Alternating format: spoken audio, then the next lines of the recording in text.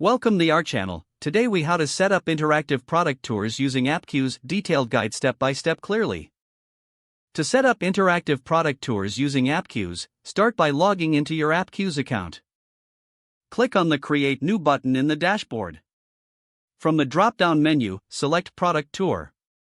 Name your tour to easily identify it later. Choose the starting point for your tour, such as a specific page within your application.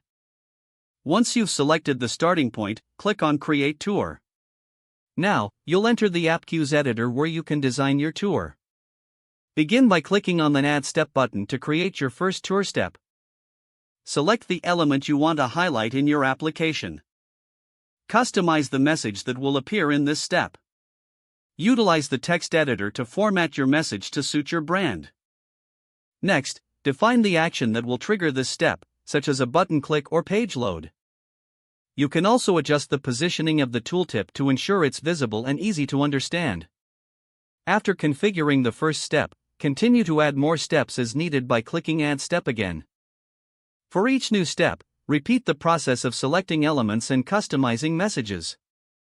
Preview your tour as you go by using the Preview option in the editor. This allows you to see how users will experience the tour in real time. Once satisfied with the configuration, save your tour. To publish your tour, click on the Publish button at the top right corner. Select the audience you want to target with this tour. You can choose everyone or specific user segments based on their behavior. Finally, click Launch to make your product tour live for users. Monitor user interactions with the tour through the Analytics section in your Appcues dashboard. This data will provide insights into how effective your tour is and areas for improvement. Consider revisiting and adjusting your tour based on user feedback and engagement metrics. Follow these steps regularly to keep your product tours effective and up to date. If the page does not load, refresh the browser or try again in a private or incognito window.